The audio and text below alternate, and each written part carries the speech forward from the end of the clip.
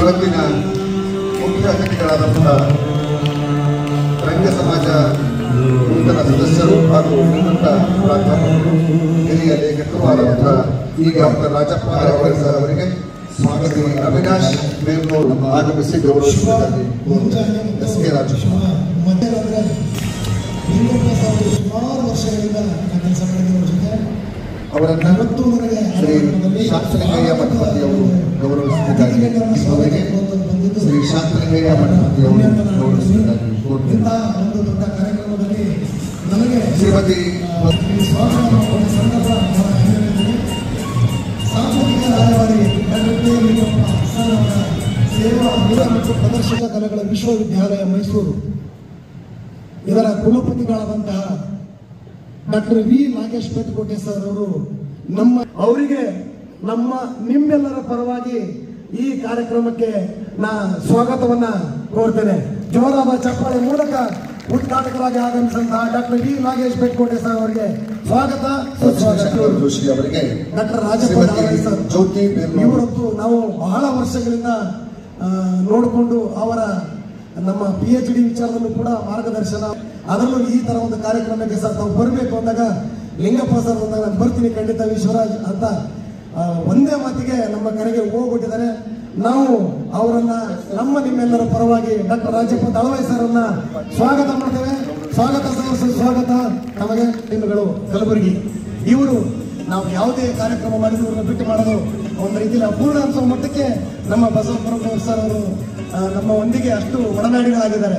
ಅವರನ್ನು ಕೂಡ ನಾವು ನಿಮ್ಮೆಲ್ಲರ ಪರವಾಗಿ ಮತ್ತು ಲಿಂಗಪ್ಪ ಸರ್ ಮತ್ತು ದಂಪತಿಗಳ ಪರವಾಗಿ ಅವರ ಕುಟುಂಬದ ಪರವಾಗಿ ಸ್ವಾಗತ ಸುಸ್ವಾಗತ ಸರ್. ತಮಗೂ ಒಟ್ಟು ನಮ್ಮ ಈ ಒಂದು ಕಾರ್ಯಕ್ರಮ ಕಲಬುರಗಿ ಕಲಾ ಬಳಗದಿಂದ ನಮ್ಮ ಲಿಂಗಪ್ಪ ಸರ್ ಅವರ ಕಾರ್ಯಕ್ರಮ ಸಾಂಸ್ಕೃತಿಕ ಗೌರವ ಕೊಡಬೇಕು ಅಂದಾಗ ಜೋಶಿ ಸರ್ ಅವರು ಕೂಡ ನಮ್ಮ ಜೊತೆಗೆ ನಿಂತು ಅವರಲ್ಲಿರುವಂತಹ ಐಡಿಯಾಗಳನ್ನ ಶೇರ್ ಮಾಡಿ ಕಾರ್ಯಕ್ರಮ ಹೀಗಾದ್ರೆ ಚೆನ್ನಾಗುತ್ತೆ ಅನ್ನೋದು ಕೂಡ ಅವರು ನಮ್ಮೊಂದಿಗೆ ಜೊತೆಗಿದ್ದು ಮತ್ತು ಕಾರ್ಯಕ್ರಮದ ವೇದಿಕೆ ಹಂಚಿಕೊಂಡಿದ್ದಾರೆ. ಅವರಿಗೂ ಕೂಡ ನಿಮ್ಮೆಲ್ಲರ ಪರವಾಗಿ ಸ್ವಾಗತ ಸುಸ್ವಾಗತ. ಅವರು ಕೂಡ ಲಿಂಗಪ್ಪ ಸರ್ ಅವರಿಗೆ ಬಹಳ ಒಡನಾಡಿಗಳು. ಅವರು ಕೂಡ ನಾವು ಪ್ರೀತಿಯಿಂದ ಕರೆದಾಗ ಬಂದಿದ್ದಾರೆ. ಅವರಿಗೂ ಕೂಡ ನಿಮ್ಮೆಲ್ಲರ ಪರವಾಗಿ ಸ್ವಾಗತ ಸುಸ್ವಾಗತ. ಅಲ್ಲಿಂದನೇ ಹೌದಾ ಹೀಗಾಗ್ತಾ ಇದೆಯಾ, ಇಷ್ಟು ದೊಡ್ಡ ಮಟ್ಟಕ್ಕೆ ಆಗ್ತಾ ಇದೆಯಾ ಅನ್ನೋ ಮಟ್ಟಕ್ಕೆಲ್ಲ ಬಹಳ ಆಸಕ್ತಿಯನ್ನು ವಹಿಸಿ ನಮ್ಮ ಕಾರ್ಯಕ್ರಮಕ್ಕೆ ಪರೋಕ್ಷವಾಗಿ ಸಹಕರಿಸಿದಂತ ಡಾಕ್ಟರ್ ಸುಜಾತಾ ಜಂಗಮ್ ಶೆಟ್ಟಿ ಅವರಿಗೆ ಸ್ವಾಗತ ಸುಸ್ವಾಗತ. ಹೌದು, ನಾವೆಲ್ಲ ಇರಬೇಕು ಸಂಗೀತ ಇವರು ಪ್ರಾಧ್ಯಾಪಕರು ನೂತನ ವಿದ್ಯಾಲಯದಿಂದ ಅಂತೇಳಿ ಹೇಳಿದಾಗ ಅವರು ಕೂಡ ನಮ್ಮ ಕರೆಗೆ ಹೋಗೊಟ್ಟು ಬಂದಿದ್ದಾರೆ. ಸರ್, ನಮಗೂ ನಮ್ಮ ಕಡೆಯಿಂದ ನಿಮ್ಮೆಲ್ಲರ ಪರವಾಗಿ ತಮಗೆ ಸ್ವಾಗತ ಸುಸ್ವಾಗತ ಸರ್. ನಮ್ಮ ಕಾರ್ಯಕ್ರಮಕ್ಕೆ ಅವ್ರ ವೇದಿಕೆ ಮೇಲೆ ಇರಬೇಕು ಅಂತ ನಾವೇ ಹೇಳಿಕೊಂಡಾಗ ಪ್ರೀತಿಯಿಂದ ಒಪ್ಪಿಕೊಂಡಿದ್ದಾರೆ.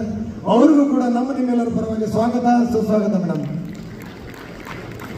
ಡಾಕ್ಟರ್ ಗೀತಾ ಆರಂ ಅವರು ಕೂಡ ನಮ್ಮ ಕರೆಗೆ ಹೋಗೊಟ್ಟು ಈ ಒಂದು ಕಾರ್ಯಕ್ರಮಕ್ಕೆ ತಮ್ಮ ಬಿಸಿ ಶೆಡ್ಯೂಲ್ ಕೂಡ ಅವರು ಕೆಲವು ಮೀಟಿಂಗ್ಗಳು ಇದ್ರೂ ಕೂಡ ಒತ್ತಡದಲ್ಲಿ ಕೂಡ ಹಲವಾರು ಎಕ್ಸಾಮ್ಗಳು ನಡೀತವೆ, ಮೀಟಿಂಗ್ಗಳಿವೆ, ಅದರ ಒತ್ತಡದಲ್ಲಿ ಕೂಡ ಇವತ್ತಿನ ದಿನ ಒಪ್ಪಿಕೊಂಡಿದ್ದಾರೆ. ಅವರಿಗೂ ಕೂಡ ನಿಮ್ಮೆಲ್ಲರ ಪರವಾಗಿ ಸ್ವಾಗತ ಸುಸ್ವಾಗತ.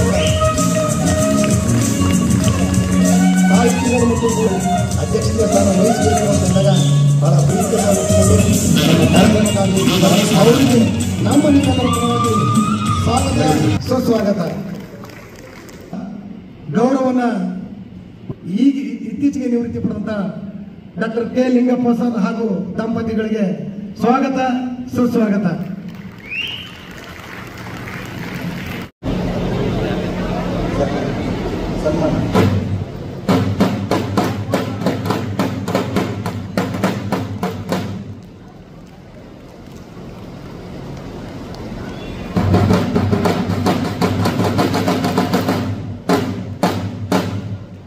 ಡಾಕ್ಟರ್ ಲಿಂಗಪ್ಪ ಸರ್ ದಂಪತಿಗಳು ಕೂಡ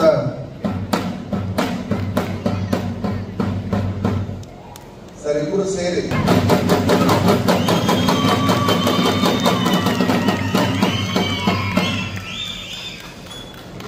ಧನ್ಯವಾದ. ಇವತ್ತಿನ ಮುಖ್ಯ ಅತಿಥಿಗಳಾದಂತಹ ರಂಗ ಸಮಾಜ ನೂತನ ಸದಸ್ಯರು ಹಾಗೂ ನಿವೃತ್ತ ಪ್ರಾಧ್ಯಾಪಕರು ಹಿರಿಯ ಲೇಖಕರು ಆದಂತಹ ಡಾಕ್ಟರ್ ರಾಜಪ್ಪ ದಳವಾಯಿ ಸರ್ ಅವರಿಗೆ ಶ್ರೀ ಅವಿನಾಶ್ ಬೇರ್ನೂರು ಆಗಮಿಸಿ ಗೌರವಿಸಬೇಕಾಗಿ ಕೋರ್ತೇನೆ. ಎಸ್ ಕೆ ರಾಜಕುಮಾರ್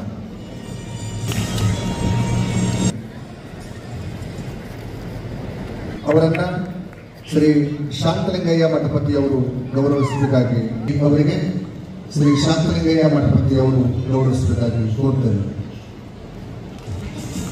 ಶ್ರೀಮತಿ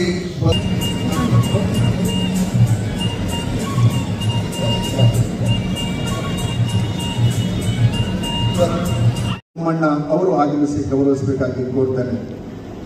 ಶ್ರೀ ಚಂದ್ರಕಾಂತ್,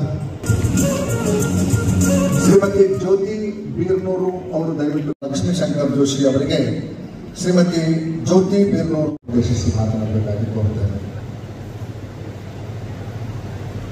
ಎಲ್ಲರಿಗೂ ನಮಸ್ಕಾರ. ನೀವೆಲ್ಲ ಲಿಂಗಪ್ಪ ಅವರನ್ನ ಅಭಿನಂದಿಸಲಿಕ್ಕೆ ಕಾಯ್ತಾ ಇದ್ದೀವಿ. ನಾವು 4 ಮಾತಾಡಲೇಬೇಕು.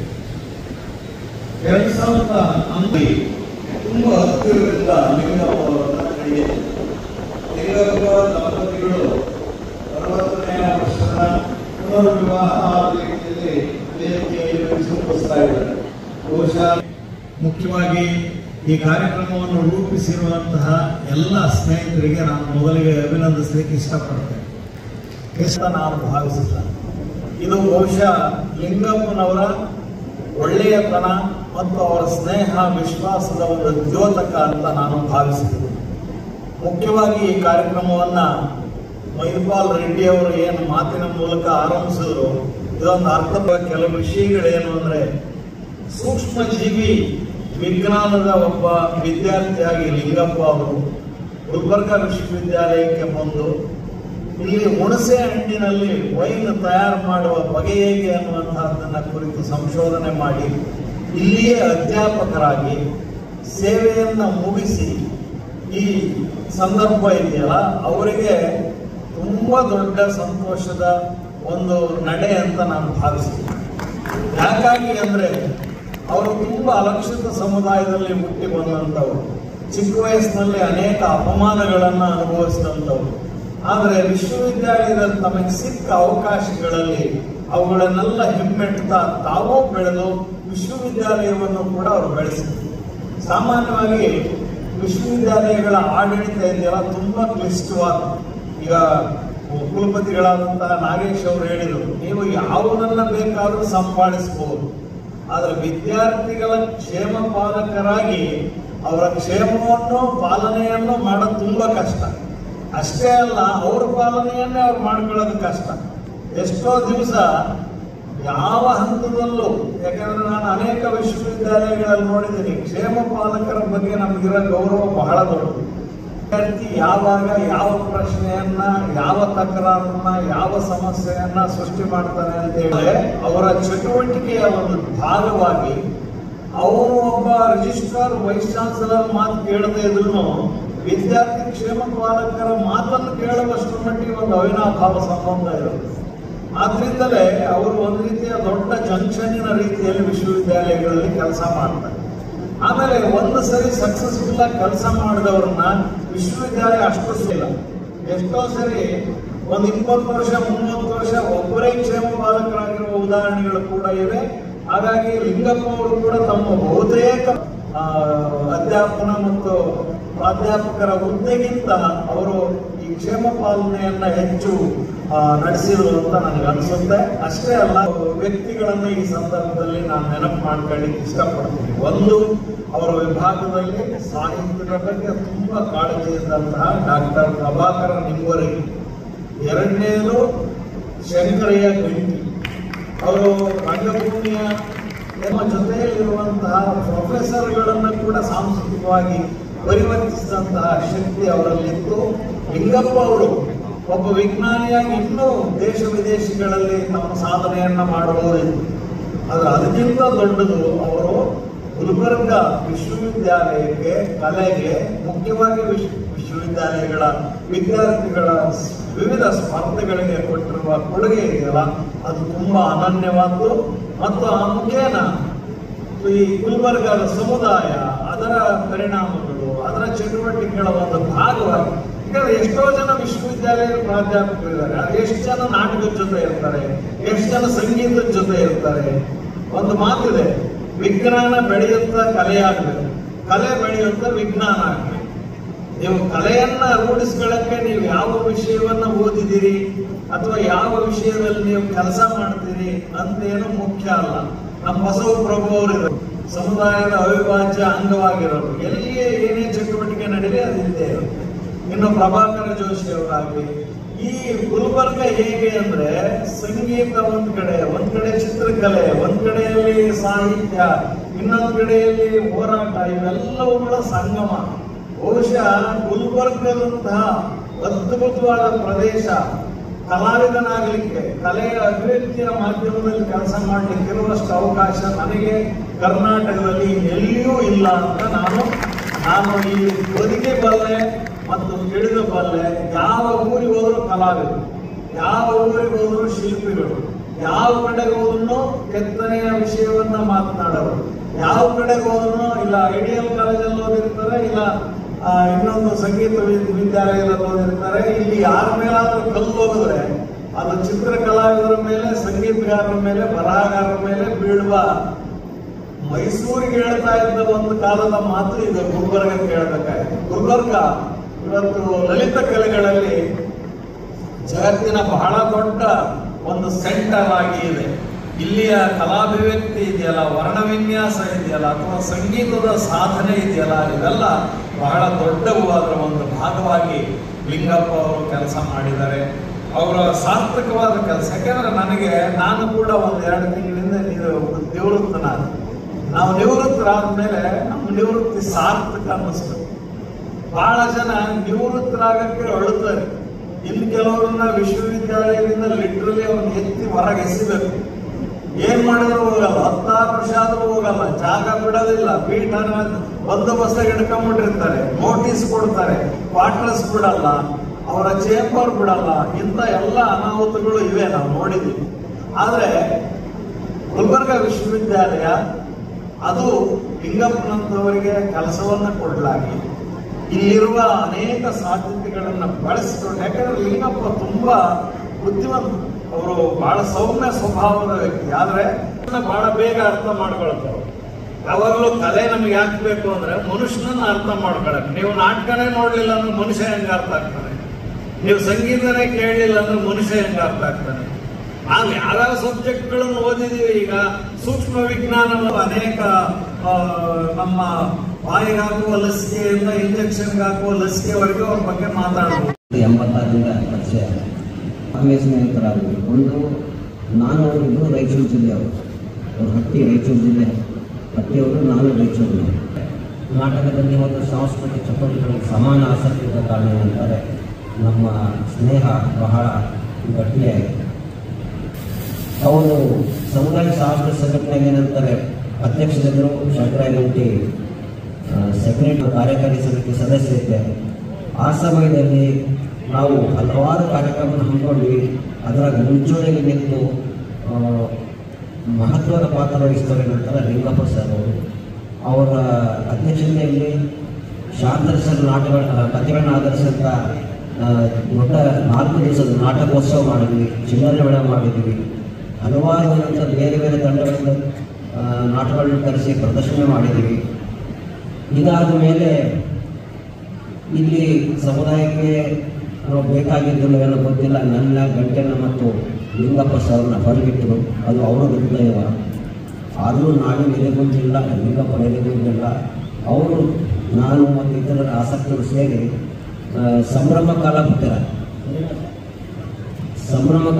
ಅಂತ ಒಂದು ಸಂಘ ಸ್ಥಾಪಿಸಿಕೊಂಡು ಅದರಿಂದ ಕೂಡ ನಾಟಕ ಆಡಿಸಿದ್ವಿ. ಹಲವಾರು ನಂತರ ಉದ್ಯೋಗ ಕಲಾಕಾರರಂತ ನಾವು ಮೂಲೆಯಲ್ಲಿ ತಂದ್ವಿ, ಬೇರೆ ಬೇರೆ ತಂಡಗಳಂತ ಕರೆಸಿದಂಥ ನಾಟಕ ಮಾಡಿದ್ವಿ. ಇವೆಲ್ಲ ತೋರಿಸೋದೇನೆಂದರೆ ಅವರು ವಿಜ್ಞಾನಿ, ನಾನು ಕಮರ್ಷಿಯಲ್ ಟ್ಯಾಕ್ಸ್ ಡಿಪಾರ್ಟ್ಮೆಂಟು. ಆದರೂ ಇಬ್ಬರಿಗೆ ನಂತರ ಸಾಂಸ್ಕೃತಿಕ ಚಟುವಟಿಕೆಯಲ್ಲಿ ಮತ್ತು ಸಾಮಾಜಿಕ ಕಳಕಳಿಯಲ್ಲಿರುವಂಥ ನಾವು ಬರ್ತೀವಿ. ಅದರಲ್ಲಿ ಲಿಂಗಪ್ಪ ಅವರಿಗಂತ ಮಹತ್ವದ ಪಾತ್ರ ವಹಿಸ್ತಾ ಇದ್ದರು. ಅವ್ರದ್ದು ವೈಯಕ್ತಿಕವಾಗಿ ಹೇಳಬೇಕಂದ್ರೆ ಬಹಳ ಸ್ನೇಹಜೀವಿ, ನಿಗರ್ವಿ, ಹಾಗೂ ಗೌರವಿಸುತ್ತಾರೆ. ವಿಶ್ವವಿದ್ಯಾಲಯದಲ್ಲಿ ಹೆಚ್ಚುವರಿ ಕತ್ತಿನಿಂದ ನಂತರವನ್ನು ಭಾಳ ಮಾಧ್ಯಮಗಳು ಇರ್ತಾರೆ. ಆದರೆ ಸರ್ ಹಂಗಲ್ಲ. ಯಾವಾಗ ನಮ್ಮ ಸ್ಟೇಜಿಗೆ ಬರ್ತಿದ್ರು ನಾಟಕಿಸಿದಾಗ ಅವರು ನಾವು ಪರದೆನೂ ಕಟ್ಟಿದ್ದಾರೆ, ಕಸನೂ ಬರೆದಿದ್ದಾರೆ, ಎಲ್ಲ ಕೆಲಸನೂ ಮಾಡಿದ್ದಾರೆ, ಹಣ ಸಂಗ್ರಹನೂ ಮಾಡಿದ್ದಾರೆ. ಉತ್ತಮವಾದಂಥ ಒಬ್ಬ ಸಾಂಸ್ಕೃತಿಕ ಚಟುವಟಿಕೆಗಳು ನಡೆಸ್ತಕ್ಕಂಥ ದೊಡ್ಡ ಸಂಘಟಕ. ಯಾಕಂದರೆ ಈ ಒಂದು ಅವರ ಹತ್ರ ಕ್ವಾಲಿಟಿ ಇರಲಿಲ್ಲ ಅಂದರೆ ಗುಲ್ಬರ್ಗ ಯೂನಿವರ್ಸಿಟಿಯಲ್ಲಿ ಏನಂತಾರೆ ಇಷ್ಟೆಲ್ಲ ಯುವಜನೋತ್ಸವ ಆಯಿತು, ಸಂಜೋನ್ ಆಯಿತು, ನ್ಯಾಷನಲ್ ಲೆವೆಲ್ ಆಯಿತು, ಅಚ್ಚುಕಟ್ಟಾಗಿ ಯಶಸ್ವಿಯಾಗಿ ನಿರ್ವಹಿಸಿ ಗುಲ್ಬರ್ಗ ವಿಶ್ವವಿದ್ಯಾಲಯಕ್ಕೆಲ್ಲ ಗುಲ್ಬರ್ಗಕ್ಕೂ ಮತ್ತು ಇಡೀ ಕರ್ನಾಟಕದ ನಂತರ ಹೆಸರು ತಂದುಕೊಳ್ಳಲಿಕ್ಕೆ ಲಿಂಗಪ್ಪ ಅವರು ಕಾರಣ ಅಂತೇಳಿ ನಾನು ಹೇಳ್ತೇನೆ. ಇದು ಗುಲ್ಬರ್ಗ ವಿಶ್ವವಿದ್ಯಾಲಯಕ್ಕೆ ಅವರ 30 ವರ್ಷಗಳ ಹಿಂದೆ ಲಿಂಗಪ್ಪ ಸರ್ ಅವರು ಒಂದು ಯುವಜನ ನಾಟಕೋತ್ಸವ ಮಾಡಲಿಕ್ಕೆ ವ್ಯವಸ್ಥೆ ಮಾಡುವಾಗ ನನಗೆ ಸೇಡಂ ವಿಭಾಗ ನೋಡ್ಕೊಳ್ಳಿಕ್ಕೆ ಅವಕಾಶ ಮಾಡಿಕೊಟ್ಟಿದ್ದರು. ಆ ಕಾರ್ಯಕ್ರಮದ ನಂತರ ಅವರಿಗೂ ನನಗೂ ರಂಗ ಸಂಬಂಧ ಏರ್ಪಡಿಸಿತು. ಇತ್ತೀಚೆಗೆ ಕಳೆದ ವರ್ಷ ಮುಗಿಯುವ ಹಂತದಲ್ಲಿ ಕೂಡ ಲಿಂಗಪ್ಪನವರಿಗೆ ನಮ್ಮ ರಂಗಭೂಮಿಯ ಎಲ್ಲ ಕೆಲಸ ಕಾರ್ಯಗಳನ್ನು ಸಲಹೆಗಳನ್ನು ನಾವು ಪಡೆದಿದ್ದೇವೆ. ನಮ್ಮ ಅವಧಿ ಯಶಸ್ವಿ ಆಗಲಿಕ್ಕೆ ಕಾರಣಕರ್ತರಾದವರಿಗೆ ಅವರಿಗೆ ಪೂರ್ವಕ ಅಭಿನಂದನೆಗಳು ಸಲ್ಲಿಸುತ್ತೇನೆ. ನಮಗೆಲ್ಲರಿಗೂ ವೃತ್ತಿಗೆ ನಿವೃತ್ತಿ ಇದೆ, ಪ್ರವೃತ್ತಿಗೆ ನಿವೃತ್ತಿ ಇಲ್ಲ. ಹೀಗಾಗಿ ಅವರು ಸೂಕ್ಷ್ಮ ಜೀವಿಶಾಸ್ತ್ರ ಅಧ್ಯಾಪಕರಾಗಿ ವಿಜ್ಞಾನಿಯಾಗಿ ಕೆಲಸ ಮಾಡಿದ್ರು.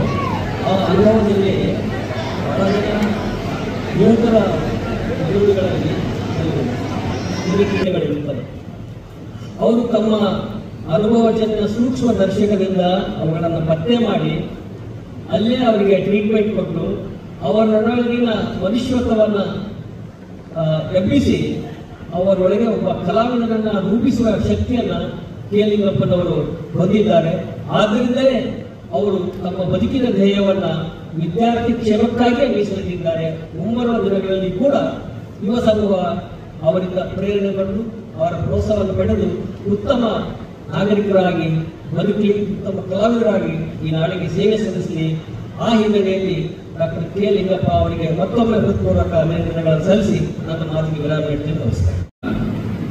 ಎಲ್ಲ ಗೌರವಾನ್ವಿತ ಅತಿಥಿ ಮಾನ್ಯರು ಮತ್ತು ವೇದಿಕೆಯಲ್ಲಿ ಭಾಗವಹಿಸಿರುವ ಕೆ. ಲಿಂಗಪ್ಪ ಅವರ ಜೊತೆಗೆ ಲಿಂಗಪ್ಪ ಸರ್ ಅವರ ತಂದೆ ತಾಯಿ ಕೂಡ ನಾನು ಅಭಿನಂದನೆ ಸಲ್ಲಿಸ್ತೇನೆ. ಏಕೆಂದರೆ ಇವತ್ತು ಮಕ್ಕಳನ್ನು ಮಾಡಿದ್ದಾರೆ.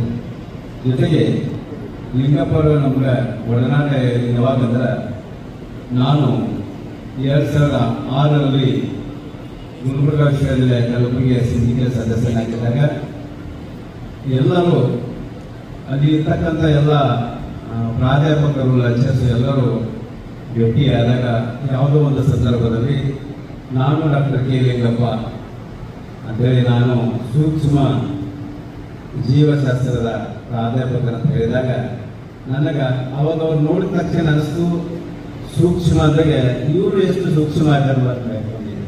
ಅವಾಗ ಅವರಲ್ಲಿ ನಾನು ಲಿಂಗಪ್ಪ ಸರ್ಗೆ ನನ್ನ ಸೋದರಂತೆ ಅವತ್ತೇ ನಾನು ತಿಳ್ಕೊಂಡಿದ್ದೆ. ಅದಕ್ಕೆ ಲಿಂಗಪ್ಪರು ಅವರೆಲ್ಲ ಅವರಲ್ಲಿ ಇರತಕ್ಕಂಥ ಅನೇಕ ಶಕ್ತಿಗಳನ್ನು ಈ ಸಮಾಜಕ್ಕೆ ಕೊಡಲ್ಪಟ್ಟಿದ್ದಾರೆ. ಬುದ್ಧ ಬಸವ ಅಂಬೇಡ್ಕರ್ ಅವರು ಅವರಿಗೆ ಹೀಗೆ ಒಂದು ಮಾರ್ಗವನ್ನು ತೋರಿಸುತ್ತಾ ಸದಾ ಲಿಂಗಪ್ಪರ ಒಬ್ಬ ಸ್ನೇಹ ಜೀವಿಯಾಗಿ, ಸಮಾಜ ಜೀವಿಯಾಗಿ ಅನೇಕ ವಿದ್ಯಾರ್ಥಿಗಳ ಪರ, ಜನಪರ ಕೆಲಸವನ್ನು ಮಾಡಿದ್ದು ನಮ್ಮೆಲ್ಲರ ಕಣ್ಣು ಮುಂದೆ ಇದೆ. ಇವತ್ತು ಇಷ್ಟೊಂದು ಅವರಿಗೆ ಗೌರವಿಸಬೇಕಾದ್ರೆ ಅವರ ಮಾಡಿರುವ ಅವರ ಇರ್ತಕ್ಕಂಥ ಒಳ್ಳೆಯ ಮನಸ್ಸಿನ ಒಂದು ಗುಣವಂತತೆ ತಿಳ್ಕೊಂಡು ಮತ್ತೊಮ್ಮೆ ನಾನು ಅವರಿಗೆ ಸೇವಾ ನಿವೃತ್ತಿಯ ಅಭಿನಂದನೆ ಸಲ್ಲಿಸಿ ನನ್ನ ಎರಡು ಮಾತು. ಲಿಂಗಪ್ಪ ಸರ್ ಅವರ ಅಭಿಮಾನಿ ಇದ್ದೇ ಇರ್ತಾರೆ. ನಮ್ಮ ಪಂಡಿತ ರಂಗಮಂದಿರದಲ್ಲಿ ಯಾವುದಾದ್ರೂ ಒಂದು ಕಾರ್ಯಕ್ರಮ ಮಾಡಬೇಕಾದ್ರೆ ಬಹಳ ಎದೆಗಾರಿಕೆ ಬೇಕು ಅಂತೀವಿ ನಾವು. ಯಾಕಂದ್ರೆ ಪಂಡಿತ ರಂಗಮಂದಿರ ತುಂಬಿಸೋದು ಬಹಳ ಕಷ್ಟ. ಆದರೆ ಇವತ್ತಿನ ದಿವಸ ಈ ರಂಗಮಂದಿರ ತುಂಬಿದೆ ಅಂತಂದ್ರೆ ನಮ್ಮ ಲಿಂಗಪ್ಪ ಸರ್ ಅವರು ಎಷ್ಟು ಜನರನ್ನ ಅಭಿಮಾನಿಗಳಿದ್ದಾರೆ ಅಂತ ಅನ್ನೋದು ನಾವು ಗಮನಿಸ್ತೀವಿ. ಬಂದವರು ಒಂದು ದಿನ ಮರಳಿ ಹೋಗಲೇಬೇಕಲ್ಲ, ಅರಿಯದಿದ್ದವು ದಾರಿ ಹೊರಳಿ ಹೋಗಲೇಬೇಕಲ್ಲ. ಕರೆದು ತಂದವರು ಯಾರು, ಜೊತೆಗೆ ಇದ್ದವರು ಯಾರು, ಲೆಕ್ಕ ಮುಗಿಯುವುದಿಲ್ಲ, ಹೊರಳಿ ಹೋಗಲೇಬೇಕಲ್ಲ. ಶಾಂತರ ಸರಿ ಇಲ್ಲ ಸರ್, ಖಂಡಿತ. ಹೀಗೆ ಹೋಗುವ ಮೊದಲು ನಾವು ಕೆಲವೊಬ್ಬರು ಮಾತ್ರ ಹೆಚ್ಚು ಗುರುತುಗಳನ್ನು ಬಿಟ್ಟು ಹೋಗ್ತಾರೆ. ಅಂಥ ಗುಂಪಿನಲ್ಲಿ ನಮ್ಮ ಲಿಂಗಪ್ಪ ಸರ್ ಒಬ್ಬರು ಅಂತ ನಾನು ಹೇಳ್ತೀನಿ. ನಾನು ಸಮುದಾಯದ ಸಂಘಟನೆಯಿಂದ ಅವರನ್ನು ನೋಡ್ತಾ ಬಂದಿದ್ದೀನಿ. ಸಂಘಟನೆ ಅಲ್ಲಿ ಏನೇ ಒಂದಿದ್ರು ಟೀಮ್ ವರ್ಕ್, ಆ ಇಡೀ ಟೀಮಿನ ಕ್ಯಾಪ್ಟನ್ ಅಂತೀವಲ್ಲ, ಕ್ಯಾಪ್ಟನ್ ಸಂಚಾಲಕರು ಅವರು ಮಾಡ್ತಿದ್ರು. ಇಷ್ಟು ಸಮರ್ಥವಾಗಿ ಅಂದರೆ ಯಾರಿಗೂ ನೋಯಿಸಿದ ಹಾಗೆ ಏನೂ ಆಗದೆ ಇರೋ ಹಾಗೆ ಒಂದು ತಂಡ ಹೋಗ್ಬೇಕಾದ್ರೆ. ನಾನು ಪ್ರೊಫೆಸರ್ ಕೆ ಲಿಂಗಪ್ಪ, ಗುಲ್ಬರ್ಗಾ ವಿಶ್ವವಿದ್ಯಾಲಯದಿಂದ ಪ್ರಾಧ್ಯಾಪಕನಾಗಿ ಇದೇ ಜೂನ್ 1 ನಿವೃತ್ತರಾಗಿದ್ದೇನೆ. ಸೊ ಆ ನಿಮಿತ್ತವಾಗಿ ಗುಲ್ಬರ್ಗಾ ನಗರದ ಎಲ್ಲ ಸಾಂಸ್ಕೃತಿಕ ಸಂಘಗಳು ನನಗೆ ರಂಗಗೌರವ ಅಥವಾ ಸಾಂಸ್ಕೃತಿಕ ಗೌರವ ನೀಡುವ ಒಂದು ಉದ್ದೇಶವನ್ನು ಇಟ್ಟುಕೊಂಡು ಇವತ್ತು ಅದ್ಭುತವಾದ ಒಂದು ಕಾರ್ಯಕ್ರಮವನ್ನು ಹಮ್ಮಿಕೊಂಡಿದ್ದಾರೆ. ಅದನ್ನು ಸಾಂಸ್ಕೃತಿಕ ರಂಗಗೌರವ ಅಂತ ಹೇಳಿ ಹೆಸರಿಟ್ಟು ನನ್ನನ್ನು ಈ ಸಾಂಸ್ಕೃತಿಕ ಲೋಕದ ರಾಯಭಾರಿ ಅಂತ ಇವತ್ತು ನನ್ನನ್ನು ಘೋಷಿಸಿ ಈ ಭಾಗಕ್ಕೆ ಇನ್ನೂ ಹಲವು ವಿಧದಲ್ಲಿ ನಾನು ಸೇವೆ ಮಾಡುವ ಒಂದು ಜವಾಬ್ದಾರಿಯನ್ನು ವಹಿಸಿಕೊಟ್ಟಿದ್ದಾರೆ ಅಂತ ಹೇಳಕ್ಕೆ ನಾನು ಇಷ್ಟಪಡ್ತಾ ಇದ್ದೇನೆ. ನಾನು ಕೂಡ ಇವತ್ತು ನಿವೃತ್ತಿ ಆಗಿರ್ಬೋದು, ನನ್ನ ಇಡೀ ಮುಂದಿನ ಜೀವನವನ್ನು ಈ ಸಾಂಸ್ಕೃತಿಕ ಲೋಕಕ್ಕೆ ಮುಡಿಪಾಗಿಡಲು ನಾನು ಮಾನಸಿಕವಾಗಿ ಸಿದ್ಧತೆಯನ್ನು ಮಾಡಿಕೊಂಡಿದ್ದೇನೆ. ಸೊ ಆ ನಿಟ್ಟಿನಲ್ಲಿ ಗುಲ್ಬರ್ಗಾ ನಗರದಲ್ಲಿ ಇನ್ನೂ ಹೆಚ್ಚು ಹೆಚ್ಚು ಸಾಂಸ್ಕೃತಿಕ ಕಾರ್ಯಕ್ರಮಗಳನ್ನು ಹಮ್ಮಿಕೊಳ್ಳುವಲ್ಲಿ ನಾನು ಪ್ರಯತ್ನ ಪಡ್ತೇನೆ ಅಂತ ಹೇಳ್ತಾ ತಮ್ಮೆಲ್ಲರಿಗೂ ನನ್ನ ವಂದನೆಗಳನ್ನು ಅರ್ಪಿಸ್ತೇನೆ. ಬಹಳಷ್ಟು ಜನ ತಮ್ಮ ಅಭಿಮಾನಿಗಳು ಬಂದಿದ್ದಾರೆ ಸರ್, ಅದಕ್ಕೆ ಏನು ಹೇಳಬೇಕು? ನನ್ನ ಅಭಿಮಾನಿಗೆ ಒಂದು ಹೇಳೋದೇನು ಇಷ್ಟ ಅಂತಂದ್ರೆ, ನಾವು ಮಾಡುವ ಪ್ರತಿಯೊಂದು ಕೆಲಸದಲ್ಲಿ ಒಂದು ನಿಷ್ಠೆ ಇರಬೇಕು, ಮಾಡುವ ಒಂದು ಇದರಲ್ಲಿ ಗೌರವ ಇರಬೇಕು. ಹಾಗಾಗಿ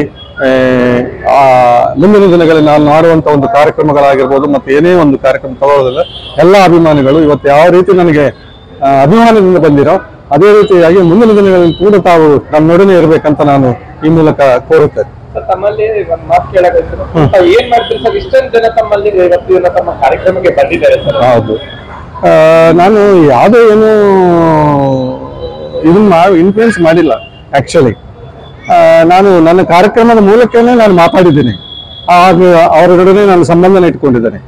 ನನ್ನ ಕಾರ್ಯಕ್ರಮ ನಾನು ಎಲ್ಲರೊಡನೆ ಒಂದು ಇದು ಮಾಡಿಕೊಂಡು ಬೆಳೆದಿರೋಂಥವ್ರು ಇವೆಲ್ಲನೂ ಇವತ್ತು ಇಷ್ಟೊಂದು ಜನ ಗ್ಯಾದರ್ ಆಗಕ್ಕೆ ಸಹಾಯ ಮಾಡಿದಂತೆ ನಾನು ಹೇಳಕ್ಕೆ ಇಷ್ಟಪಡ್ತಾ ಇದ್ದೇನೆ.